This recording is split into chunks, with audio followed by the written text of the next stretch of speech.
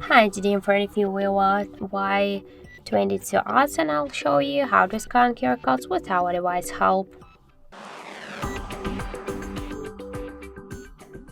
So just to do that, we should first open notification panel shortcuts and find here the scan icon. Just click to this icon to activate it. Tap here to camera, click open camera, allow, and now we should place our QR code here into this frame. So let's do that.